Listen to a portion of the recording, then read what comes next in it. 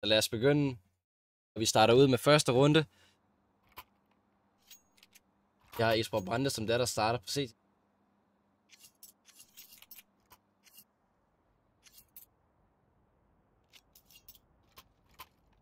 Det er nu lidt interessant. Jeg kan ikke huske, hvordan det var, de spillede. Jeg mener faktisk, de spillede rigtig meget Vertigo sidste år til Gamebox.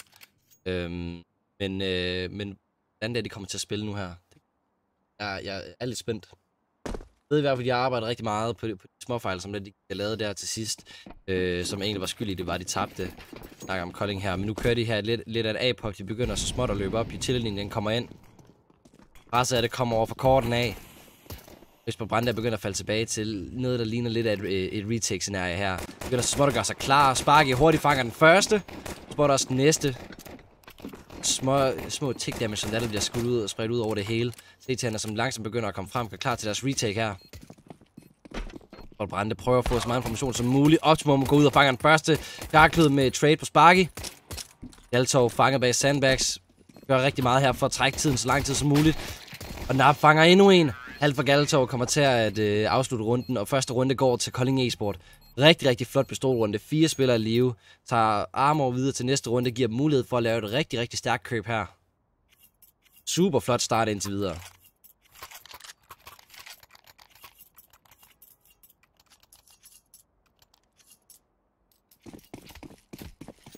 Esport Brande her, som der presser ned i Nico. For at lave lidt et B-stack her, men virker også det ikke er det dummeste valg. Man kan se, at Kolding E-Sport så småt begynder at komme frem. God flash der til gengæld.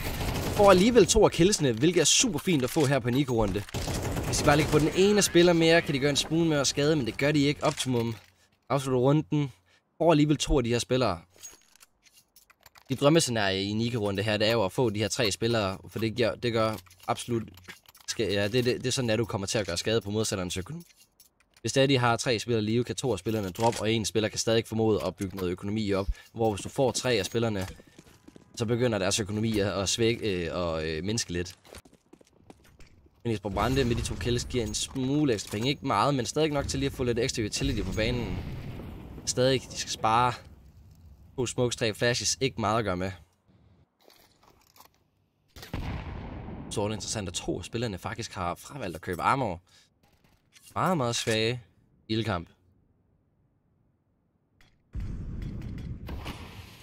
Kolding E-Sport spotter lige den første spiller. Nap. God information til starten. Prøv at spraye, så man kan gøre en smule skade gennem smoken. Det er ikke det helt vilde. Der er en meget langsom tilgang her til det. Super fint spillet. Smoke for at give lidt ekstra plads til at kunne komme frem. Nap begynder at tage en masse kontrol her med Quint og Matt, der fanger de 2 første spillere her fra Kolding af. Masser af information der på midten. Bumpen er til gengæld droppet. Ikke til fordel for nogen. Heller ikke spottet.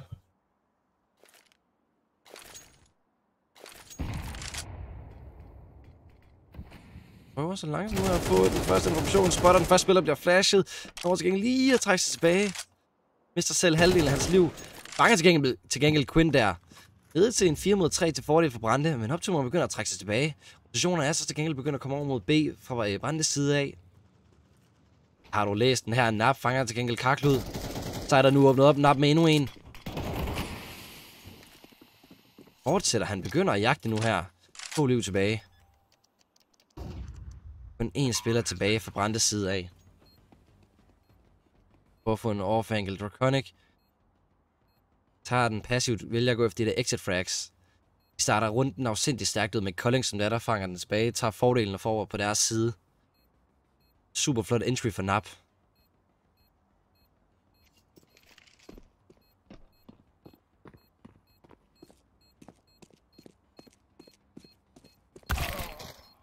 Han ikke der med et kill. Nap. Meget vigtigt fundet. At tage et våben frem, så giver ham også muligheden for at trække en AK videre til næste runde. Kan være, at vi så kommer til at se Brande købe op igen. Nap med de 2 liv, han havde han ikke så meget at kunne gøre. Han skal rigtig langt. Bomb radius er blevet meget værre nu her, da vi kommer ind i CS2.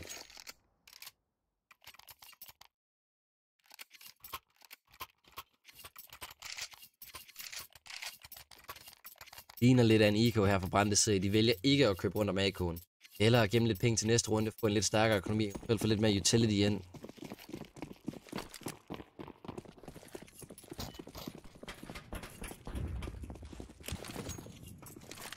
prøver bare at få en smule ramkontrol. Lille smule damage bliver gjort med de her granater her. Brande prøver at få en smule information, eventuelt få en åbning her tidligt. Galtor fanger til gengæld Rat som meget, eller som den første. Langsomt at tage lidt mere kontrol. Karklud fanger ham. Bliver nødt til at trække tilbage. Draconic og Quint med follow-ups. Ned til en 3 mod 2 igen. Og igen til fordel til Brande. Begynder at blive en smule sulten der. Draconic. Du bliver til gengæld også straffet på det. Sparky. Smule hurtigere. Mister til gengæld halvdelen af hans liv. Det var en af de våben, det havde fået samlet op for Brande. Begynder de langsomt Kolding at trække sig mod B-sidet her. Karklud. Den ud af. Er nogen, der er kommet lidt tættere på. Virker det ikke til at spotte til gengæld den første. God damage på Half. Både Spark og Half meget lavt ned i et skud fra at dø. Det gør det meget svært, at jeg retake her. Den her P52 kan gøre meget skade. Rigtig god vinkel der for Quint. Fanger den første. Det sparker tilbage. 1v2 kan gøre det. Fanger den første her. Prøver at lege lidt med smokesene. Prøver at finde ud af, hvor tæt den her spiller er. Men med 19 liv kan det blive afsindigt farligt. Det ligner dog, han har outplayet ham. Dog fanger sig selv på en lidt svær situation. Og Quint tjekker vinklen. Heldigvis fanger ham. Tager den første runde her fra Brandes side af. Pengene er sådan lidt spredt ud, men eSport Kolding bliver nødt til at købe op her. En i loss bonus. Han egentlig godt, hvis det de vil, kan de godt vente. Og så IK til næste runde. De har muligheden for det. Om det er det, der er de endnu ude i, det ved jeg dog. Der er bare, det kommer ind her.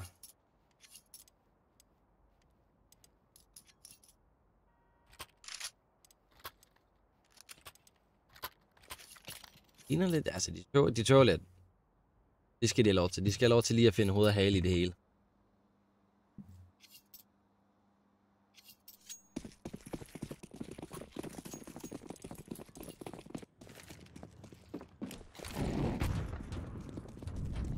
Vælger IK den her runde her. God flash der tidligt, og damage, eller næse til at gøre meget plads. eSport Kolding her kommer til at køre meget hurtigt op her på A-side. Nap fanger den første, det er Karklud, som der ryger. Kommer til at presse lidt igen her på side, men de er ikke klar på, at der står 3 ekstra spillere. Rad med 2, Matt med 1. Ned til en 2 mod 2 alligevel. Optimum, der har fået samlet den her fra AK her fra sidste runde af. Fanger Rad. Det er Draconic nu, der skal redde den. Spotter den første spiller, svinger ud, fanger ham. Og Nap afslutter runden, redder den lige præcis for Kolding eSport. Og indtil videre kommet rigtig godt ind i kampen. Og eSport Brande nu en smule presset økonomisk. De har en enkelt spiller med masser af penge, men ellers ikke det helt store at komme med efter. Kolding eSport, som du nu får en rigtig god mulighed her for at trække nogle runder sammen. Eventuelt få bygget noget økonomi op. Optimum, som der er der for den her AVP ud. Håber på, at den kommer til at skabe meget. Det er Galtor. Så er det mig, der husker forkert. Jeg mindes, at det var Optimum fra Thor. Gengæld fanger Rat meget tidligt her. Og prøver at få bare en lille smule at arbejde med.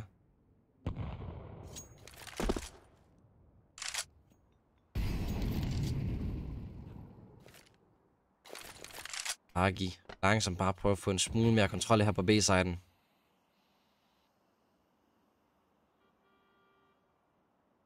Draconic. Rigtig stærk vinkel. Det kommer dog an på, om han bliver tjekket. Spiller den passivt. Optimum fanger ham der. Vigtigt fundet. Det her, det kunne ellers have været meget farligt for Kolding eSport. Hvis det var, de ikke havde fået ham. Der er gange, hvor hold de har haft så stor en fordel, men stadig har smidt den, på grund af, at de ikke har tjekket i hjørnet. Det kan altid ende galt. Så virkelig flot, det er, at Optimum tjekker den. Til en 5 mod 2. Ligner dog, de har lyst til at gemme de her pistoler her til næste runde. Følger os armoret. Godt til gengæld Galtor. Gengæld selv tager ned der for 11 liv. Har ikke lyst til at tage den. Til gengæld Kolding eSport, de er sultne, de har lyst til at jagte. De skal ud og have så meget som muligt. Straffe dem så meget som muligt. Tage så meget fra dem så meget som muligt.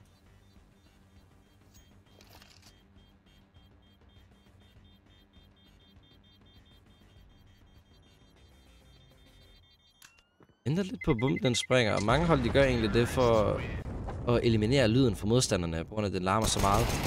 Det er Orben, som der ryger. Vigtigt fundet der, og de når også at få den samlet op. Det kan komme til at gøre rigtig meget skade her i den kommende runde. Super flot fundet der.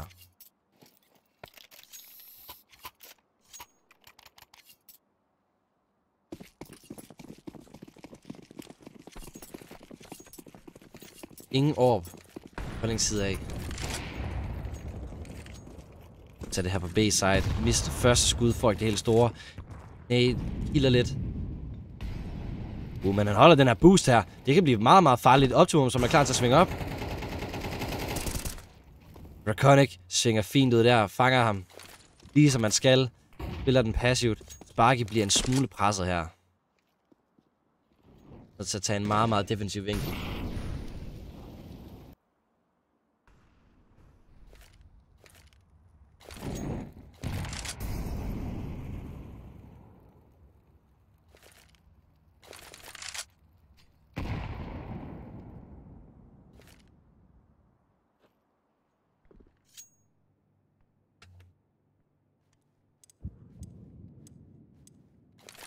Ned til en 4 mod 4, 1 minut tilbage. Lidt blandet utility, ikke det helt store at komme med efter. Kolding Esports, som der langsomt er begyndt at trække sig mod A-side her, og Sparke, som der kommer følgende med bomben. Afton til gengæld står på midten, klar til at få et lurk. Spørgsmålet er, om andre de er klar på den. Det første utility kommer der. Volleyen den kommer dog en smule for sent. Karklud presser en smule her. Når lige præcis at fange Draconic. Og den er fremme. Galtor fanger ham lige hurtigt. Når kun lige at spotte hovedet.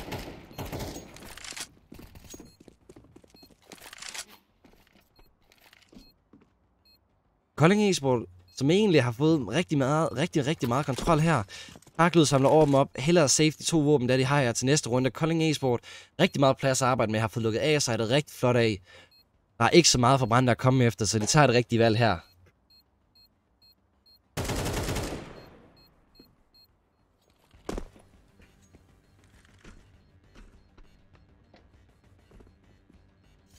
Kolding Esport, som der tager føringen nu 6-1. Indtil videre en meget, meget stærk start. Og Rat fanger lige Sparky der til sidst. Det kommer til at gøre en smule skade på økonomien. Hvis vi begynder at sætte tallene sammen, så Kolding Esport, de langsomt bare begynder at trække sig længere og længere foran. De har stadig råd til at købe de næste par runder her. Utrolig stærk start. Det er, at anden crewmedlem er ved at vælte alle trofæerne op på øverste hylder.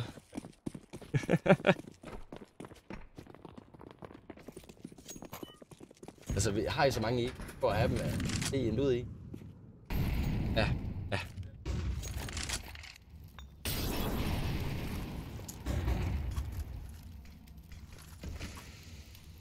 Det er en god mængde utility brugt her på rampen, men det er ikke fordi, der er nogen af holdene, som der har begyndt at tage kontrol. Kolding Esport begynder egentlig at samle sig mod B-sidet.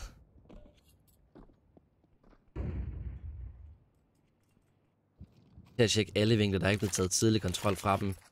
Og Brande er også selv meget, meget langt tilbage. De har en enkelt spiller derovre. Draconic. Dobbeltmål, der er en smule miskommunikation der. Draconic nu til at stå til ansvar. For hele holdet, han fanger den første. Skader en del på den næste her. Svinger ud for endnu en. Bliver til gengæld traded der. Nede til en 3 mod 2. Optimum fanger Quint.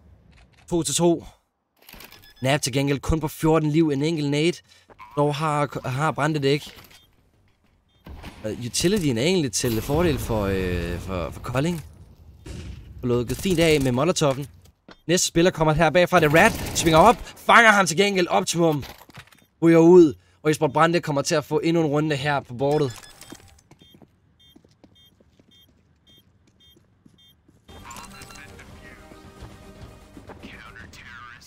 Lige too close to comfort. Det var ved at blive lidt for tæt der. Men super flot lukket af for Brande. Spiller den godt, venter på sine holdkammerater, gør klar til at spille sammen. Ligesom det, de skal gøre det.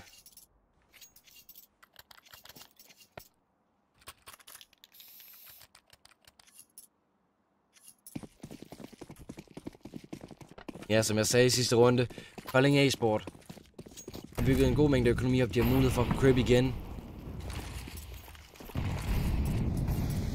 har brugt en massiv utility her. De kommer til at prøve at køre hurtigt op her. Scaffolding. gode mængder skade. Optimum fanger til gengæld en hurtig spiller her på B-sidet. Spiller lidt gennem. Misser over til gengæld lige. Nap fanger Rat. Vigtigt fundet der. Nu er A-sidet åbnet mere og mere op. Og Nap med et follow-up. Karklud. Quinn får trailer til gengæld. Nap har indtil videre været en virkelig stærk entry-fragger. Det er ved med at åbne A-sidet. Når hastigheden begynder at blive sænket en smule her. Det er ned til en 2 mod 4. Det er ikke fordi det er umuligt, men det gør det meget, meget svært. Quinn skal ud og have en masse information her.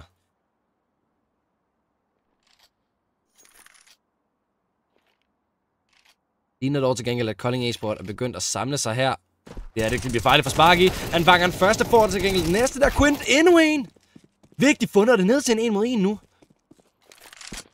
Half og Matt.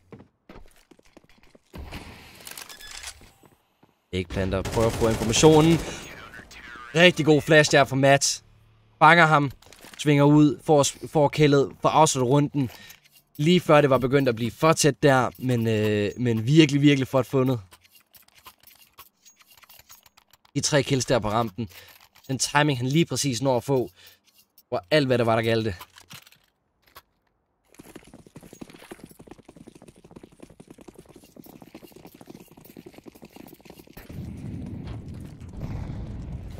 Ligner det kommer til at være det hurtige push her på rampen igen. Lidt af en eco svinger ud. Der er dog til gengæld ingen modstander, der er flashet. De var alle sammen klar på den. Kommer en god nade, gør rigtig god skade. Sparker ned på 26 liv. En smule presset her er de. Jeg har dog fået samlet 2 våben op.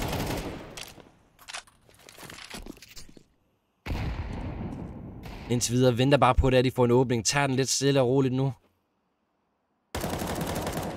Et håb om, at den her shotgun her, den kommer ind i spil, for eventuelt få samlet noget økonomi op. Og her på A-side er det ikke, fordi det er det mest optimale våben, der er.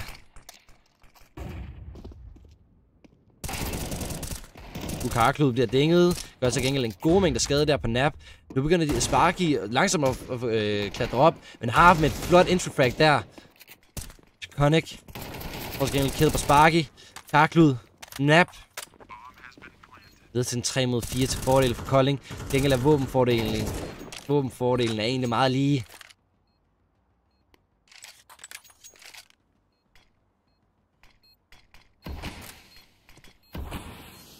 Langsomt begynder Esport Brande. Prøver egentlig at stikke den her. Matt får til gengæld half. Og der bliver sprayet lidt. Alligevel. Esport Brande får... det var tæt på. Måske lidt for tæt.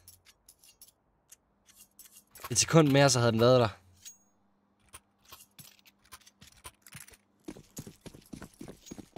Esport Brande presser ned på en eco her. Ikke det helt store at komme efter. Men prøver egentlig at tage meget tidlig midtkontrol her. Rigtig godt lide det spil. Det kan komme til at gøre rigtig ondt. Matt, som der får mulighed for at komme hele vejen ned.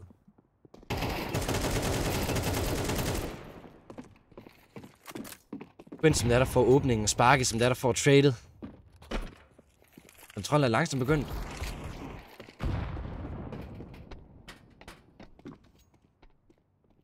Ikke fundet der for Matt, og han får også trykket sig tilbage. Men Nap begynder at gå op gennem midten her. Det skal de dog være klar på Brandes side af.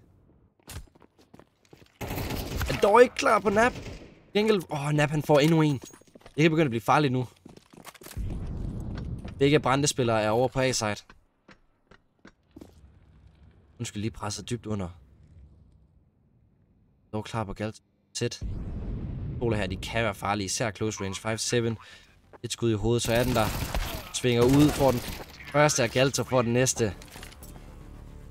Kolding med endnu en runde på bordet.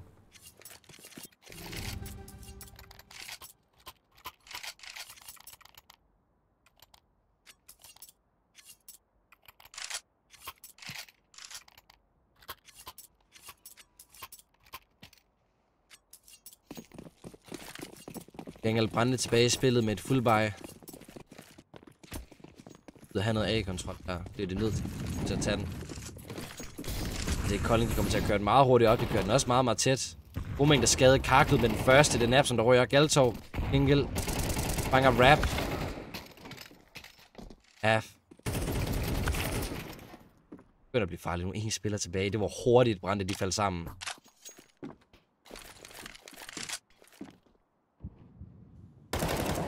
Koenig med den første. Lov til gengæld klar på det. Det er godt kunne finde det her. Koenig har rigtig mange vinkler, han skal til at tjekke. Sparky når lige præcis at spotte våbnet, tror jeg.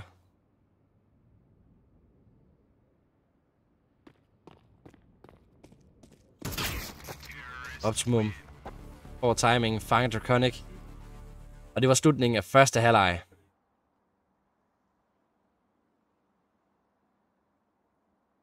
Og 9-3 kommer det til at stå her i den første halvleg. Ikke ideelt for Jesper Brande. Alt kan stadig nu at lade sig gøre.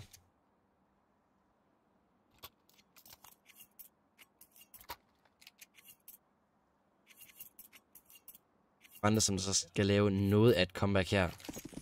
I hvert fald vinde som minimum de næste 9 runder.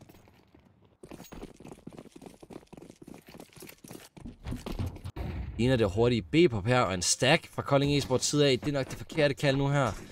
Jesper Brande, de er kommet rigtig langt ind på B, så er det her. Rotationen den er allerede begyndt at ske nu, men de er dog en smule langt tilbage. Det giver Jesper Brande muligheden og pladsen til at kunne få plantet bomben og få nogle relativt stærke seringer her.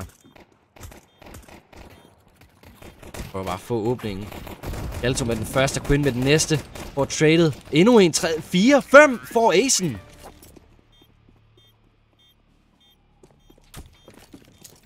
Virkelig flot spillet for Quint.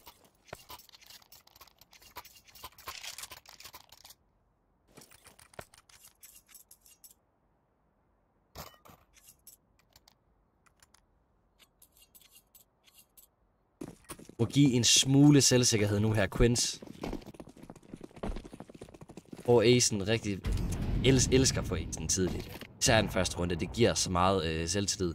Men igen, Kolding Esports, som der egentlig gør det modsatte af, hvad de egentlig skal. På det forkerte side, Sport Brande er allerede godt på vej op her på sidet. Begynder nu at komme lidt længere, tager den passivt, vælger ikke at tage nogen chancer, kører den som da de skal lave deres defaults. Godt utility-brug. Kolding Esport er begyndt at rotere nu. Der er dog intet kit på nogle af spillerne, så de skal have den her 10 sekunders diffuse. Bomben er blevet plantet. Nu til at trække så meget tid som muligt. Optimum prøver bare at spam, gør så meget skade gennem smokesene som muligt. Men Brande er allerede begyndt at falde rigtig godt tilbage her.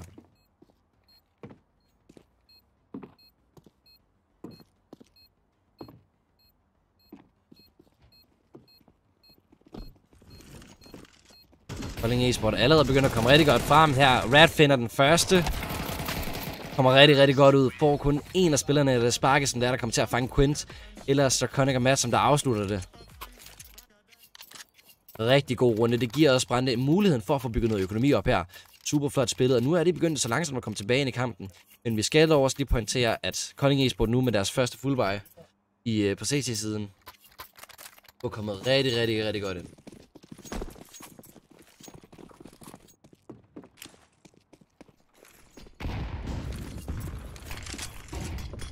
Og få en smule information her.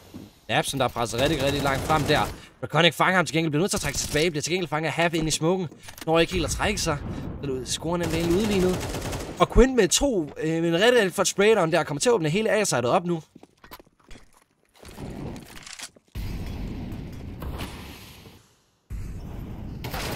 Altså rigtig flot ind. Endnu et flot entry der.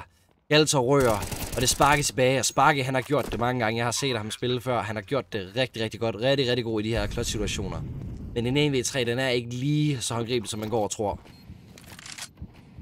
Den er nok ud i at save. Det virker det i hvert fald til. Han går i hvert fald ikke aggressivt efter den. Prøver måske at komme tæt på for at få en enkelt en eller to inden der er et runden over.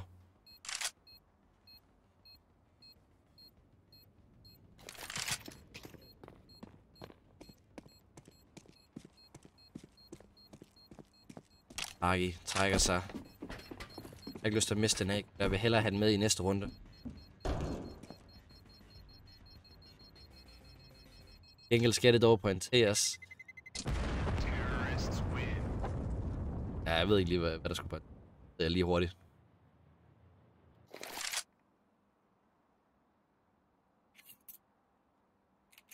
Det er helt.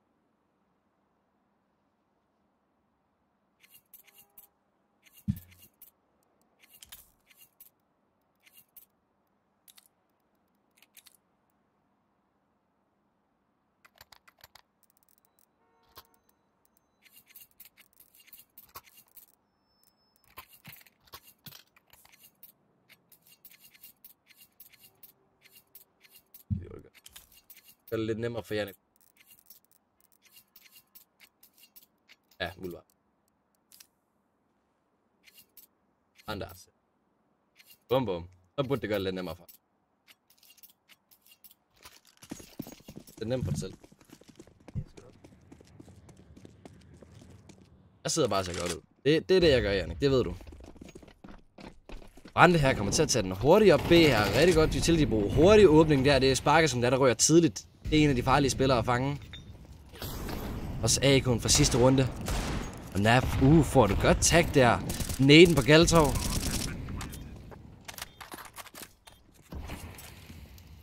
Hvor længe e-sport? De er egentlig begyndt at vise en smule svaghed her. De er begyndt at tage rigtig, rigtig mange runder her. De har ikke haft det helt store mulighed for at købe.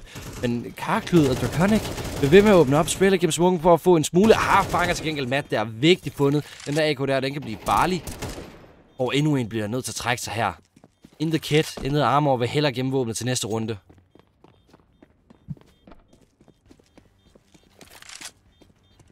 Kom tilbage i kampen. Det er super fedt at se.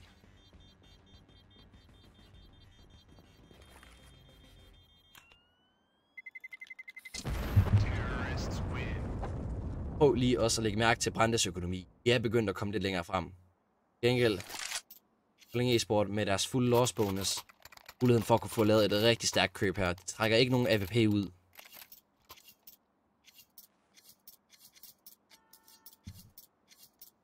Vælger at satse mest på våbne.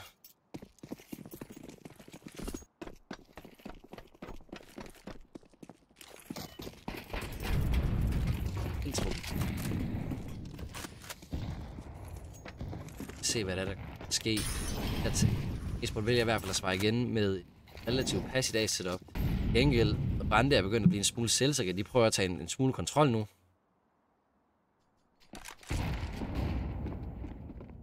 Det er lidt af en teamfight, der er ikke det helt optimale. Springer ud, spotter den første spiller. Nap.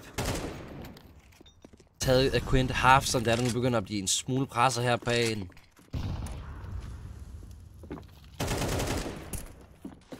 Spottet og en god nade gør ikke så meget skade, som du kunne have gjort. 2 CT'er på A-sidet. Fanger Quint der. Vigtig spiller at fange, men Karklud får tradet.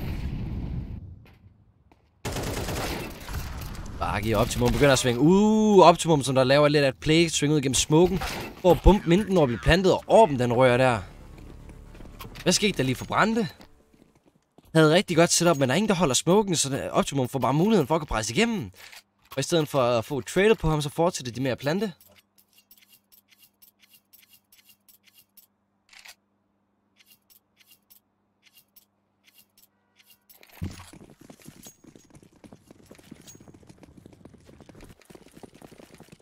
Optimum finder en åbning og en mulighed der sidste runde. Det er rigtig meget. Matt meget hurtigt oppe. Fanger Spark i tidligt. Bliver til gengæld traded det Optimum. Optimum begynder også at trække sig tilbage nu. Det der er en misset nade. Nu begynder tingene så småt at falde for Brande.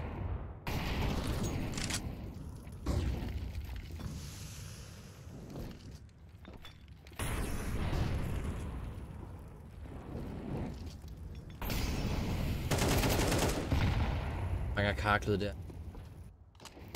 Begynder Brande at blive en smule presset op, når man bliver ved. Klar til at få en ace her. Galtov tager den til gengæld fra ham. En rører og 11-7. Nu begynder Kolding e-sport at komme ind i kampen. Brug for noget momentum og økonomien. Den er fuldkommen forsvundet for Brande.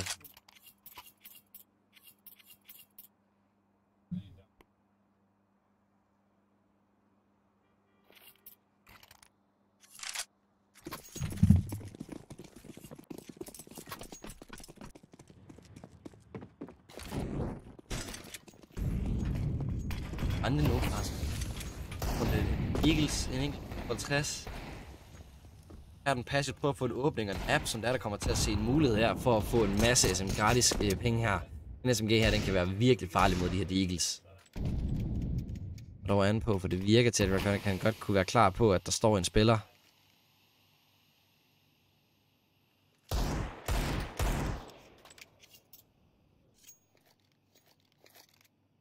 Dashen kommer igennem der, Nap svinger ud, til gengæld fanger den første spiller, den næste. Endnu en. Bliver til gengæld nødt til at reload. Quinn fanger ham til gengæld med 2 og 3 virkelig vigtige kills der. Optimum og half afslutter runden. Flot spillet. Sad egentlig lidt og ventede på den flash der kom ind.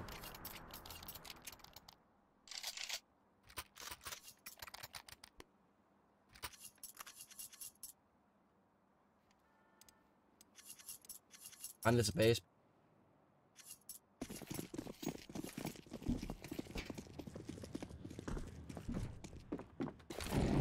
I hvert fald komme tilbage ind.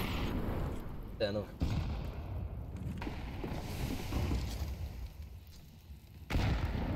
Hoppede lidt et akavet sted. Samlet den op. Fanger til gengæld Quinn der. Godt trade der for Karklud. Begynder at få endnu et kill. Trækker sig tilbage nu.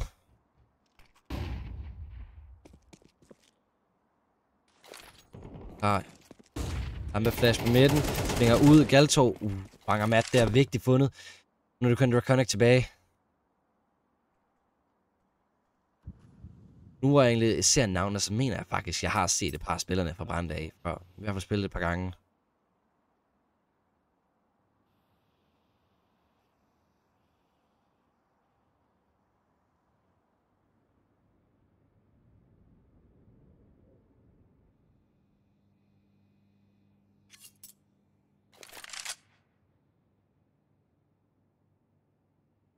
Ikke til han. Jeg dog være klar på at Sparky står. Sparky afslutter runden. Og de tager sejren 13-7. Super flot spillet fra Kolding Esport. Og et rigtig fint forsøg på et comeback der i starten af T-siden. Men det begyndte dog at falde en smule fra færdig.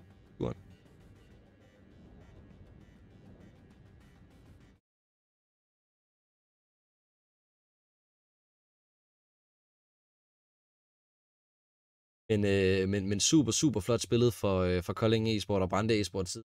Det har gjort det super godt. Og begyndte virkelig at tro på Brande der, at de kunne trække den tilbage, men desværre ikke nok.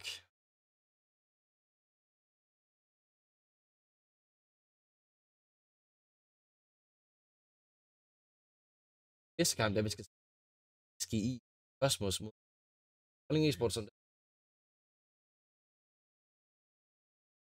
får muligheden for